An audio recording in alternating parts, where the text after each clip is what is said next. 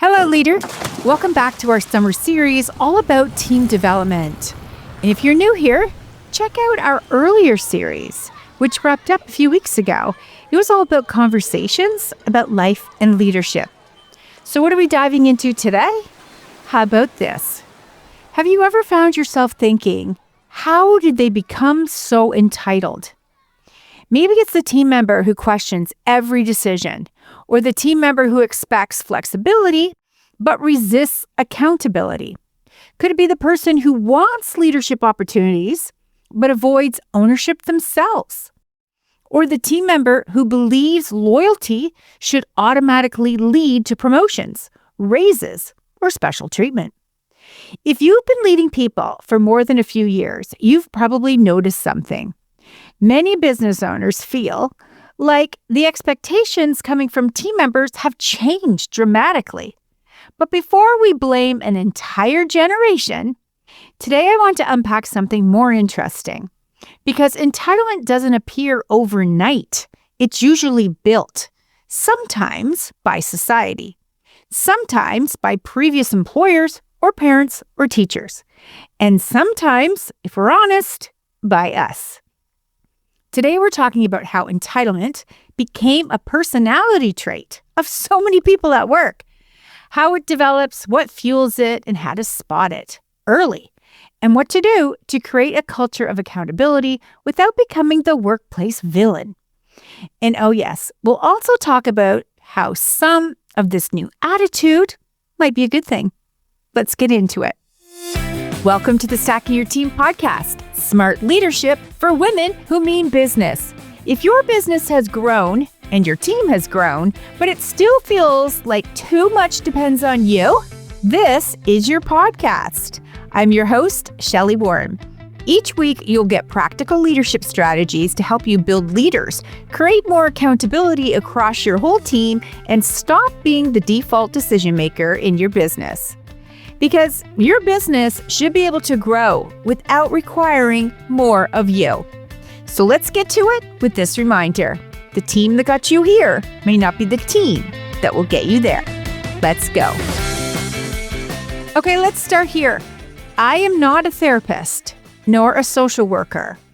I'm also not an HR guru or an employment lawyer. What I am is a team and leadership advisor with decades of experience in real workplaces that I now use to support people like you, business owners who have a team and who find themselves neck deep into team dynamics, performance issues, and difficult conversations, hiring mistakes, accountability challenges, and the ever-changing expectations of today's workforce. I've spent years leading teams myself, and now I spend my days coaching business owners who are trying to figure out questions like, why is this person behaving this way? How do I hold them accountable without losing them? Why does every request I make feel like a negotiation? And perhaps most relevant to today's conversation, how did they become so entitled? Now, while I can't tell you what caused any one individual to think or behave the way they do, I can share what I'm seeing across hundreds of workplaces, what business owners are struggling with right now, and where I think the tension between team member expectations and workplace realities is coming from. And if you found yourself wondering whether team members have changed, whether work has changed, or whether you're simply getting older and less patient, you're not alone. These conversations are happening in boardrooms, break rooms, leadership meetings, and coaching calls every single day. So let's take a second to get clear on what do we mean by entitlement. Now, entitlement isn't having needs, wanting work-life balance, asking questions, wanting to advance your career, or requesting flexibility in your hours of work. And entitlement sounds more like this. I deserve this because I want it.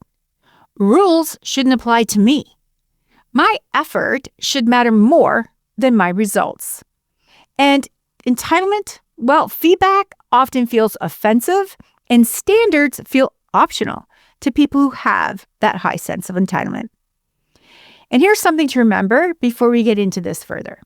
Entitlement is expecting opportunities, flexibility, or rewards without embracing the responsibilities that make them possible.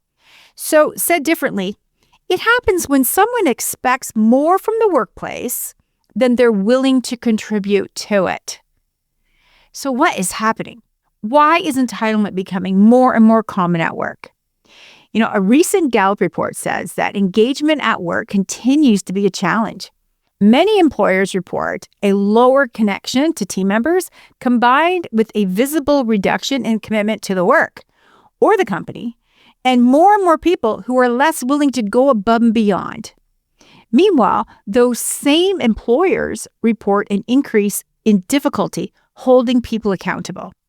Now, at the same time, research consistently shows that workers want flexibility, a sense of purpose at work, growth opportunities, and they want feedback and recognition. So nothing on that list is unreasonable.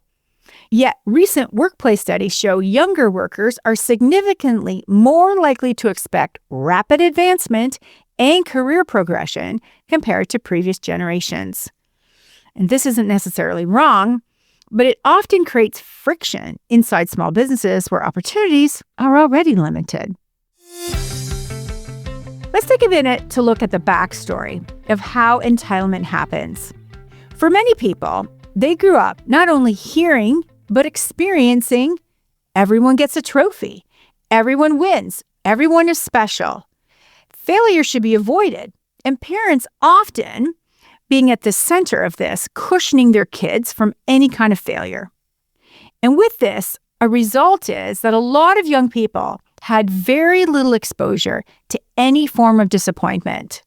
So they literally don't know how to respond or work through any situations where things just didn't work out exactly as they thought it would.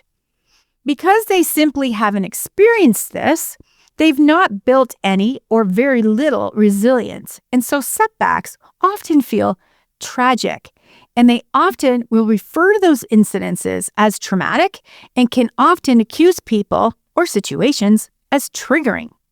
Now, here's something else to factor into why some people have that high level of entitlement. Because of social media, people at work are now easily seeing promotions being celebrated, raises being celebrated, along with entrepreneur success stories and influencers working from beaches that give them ideas about how work should look like for them too. And yet they're seeing this all day long on various platforms.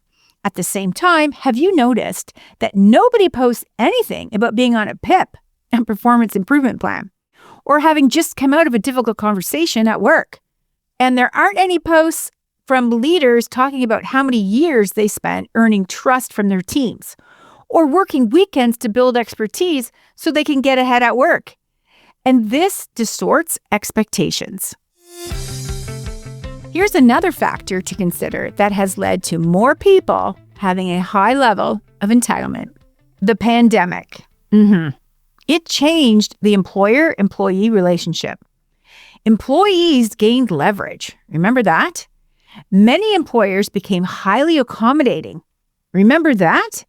Some businesses stopped enforcing standards altogether because they were just simply trying to survive with the people who would come to work. Many leaders quietly admitted, "I'd rather keep a mediocre team member than have nobody." And some team members learned that standards are negotiable. So here are some signs that entitlement is growing in your team. You want to watch for that vibe that everything becomes negotiable. Schedules, deadlines, processes, and expectations. Nothing is simply accepted. And then feedback can create defensiveness. So instead of someone saying, "Thank you for letting me know," you hear, "That's not my fault." And responsibilities shift away from them and over onto clients, systems, other team members, leadership team members, and you. Anyone except themselves. And then there's this. Advancement expectations outpace readiness. So people say things like, "I've been here for 2 years," in a tone that shows that they're expecting something for staying employed with you for those 2 years, as opposed to quitting. So yes, They've been with you for a few years. Okay. So ask them this. What have you mastered? What problems are you solving? Are you training anyone? Who are you leading? Now that you've been here a few years and you've experienced how we operate. Now, there's a definite cost to entitlement. And most leaders think that entitlement only affects them, but it actually affects your strongest people the most. Your high performers become frustrated when standards aren't upheld, underperformance is tolerated, accountability isn't consistent, and their stellar effort and results receive the same rewards as those who are not contributing at that same level. So eventually, your best people start asking, why am I working this hard? And that's often the beginning of turnover. As a business owner, you need to switch up how you're thinking about this. So instead of asking, why are these team members so entitled? Ask yourself this instead. Have I been sending mixed messages across my team? Do people know exactly what's expected? Am I consistent in holding people accountable to my standards, or am I often turning a blind eye to some things I see because I'm not in the mood to address it? Do I reward ownership, or am I rewarding years of service and likability instead? And have I been avoiding some conversations with people who are disappointing their coworkers and me? If that's true for you, delaying doing the leadership work of your own role as a business owner is definitely causing some of your entitlement problems. Here are some real entitlement dilemmas that my clients have dealt with. This first one, I'll call it the practice manager promotion.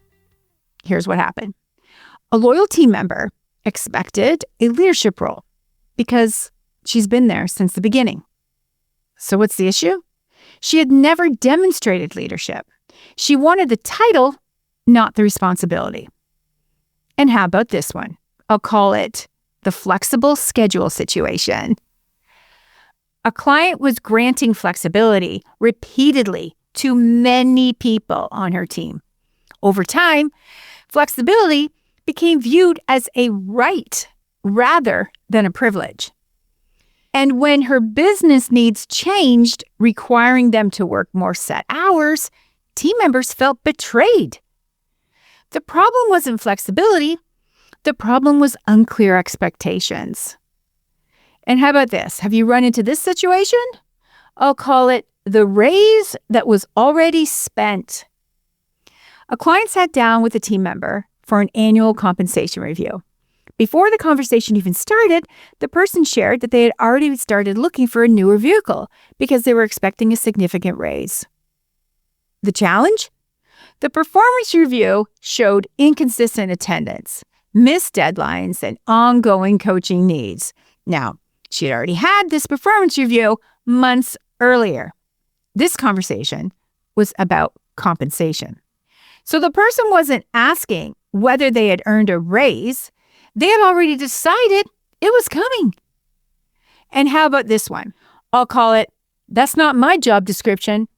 One of my clients had a team member who was technically very competent. Clients liked them. And the work quality was solid. But every time something unexpected happened, the response was, that's not my job. Helping a colleague? That's not my job. Answering a phone? That's not my job. Covering a gap for a coworker? That's not my job. Eventually, my client realized the problem wasn't this person's skill. It was the person's attitude and their self-righteousness towards the boundaries that they demanded. And here's another very common red flag that shows you entitlement is brewing in your team. A long-term team member became upset when a coworker was promoted. She believed that her years of service automatically qualified her for that leadership position. When my client explored it further, she discovered something really important. This team member wanted the title, the authority, and of course, more money.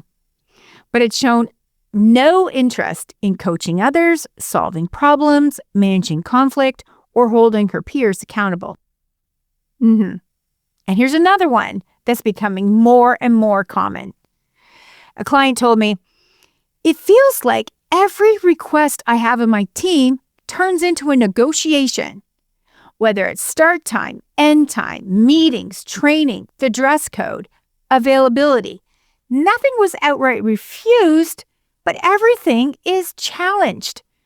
So my client eventually realized she had unintentionally trained the team that every expectation that she shared with them was optional because she routinely made exceptions. Now, as leaders, it all starts with us and how we show up every day. And we know that inconsistent leadership often creates entitlement. People learn what the culture allows. After all my years at Procter & Gamble, and now coaching hundreds of business owners, I've noticed something interesting. Every generation complains about the generation behind them. You know it's true. Yet every generation eventually becomes the one responsible for teaching the next group how to succeed at work. So the question isn't whether your young workers have different expectations. Of course they do. The question is whether we're willing to teach them how high-performing workplaces actually work. And the longer I coach business owners, the less interested I am in being asked, why are people so entitled? The more interesting question is, how can I build a workplace where accountability and opportunity exist together? That's what I like to hear, because the future of work isn't going backwards. Strong boundaries are here to stay. Flexibility is here to stay. Self-advocacy that can feel like strong pushback is here to stay. The opportunity for leaders is to help people understand that all of those things can coexist with responsibility, ownership, and high performance. That's not entitlement, that's maturity. Now, it's going to require you to face head-on the problems, the inconsistencies, and the downright unprofessional behavior that's sometimes happening in your team culture. And you'll need to face it in real time as it's happening and learn how to connect with your team members to help educate them on what's expected and why that's important, how the business can support suggestions to improve happiness at work for everyone, while also being a viable business that ensures everyone has a long-standing career. If you've made it through to the end of this episode, bravo! That tells me you're primed to expand your leadership skills. Summer can be the perfect time to strengthen your leadership capacity and elevate the performance of your whole team. For many service-based businesses, schedules shift during the summer. Client cancellations increase, people delay getting started with you until the fall, and team members often have more space on their calendars for professional development and those deeper conversations that are hard to prioritize during busier seasons. So because of that, I'm opening up a limited number of spots for what I'm calling leadership intensive days for business owners like you. And I'm opening up a limited number of spots for custom virtual team workshops this summer. Now, both of these types of sessions are designed to help you use the slower season strategically so that you head into fall with stronger leadership, clearer expectations, and a more capable team. You can get all the details over at stackingyourteam.com/summer. Come connect with me on Instagram, where I'm at stackingyourteam. This is Ellie. Come back next Tuesday. My Mimi will have another episode for you.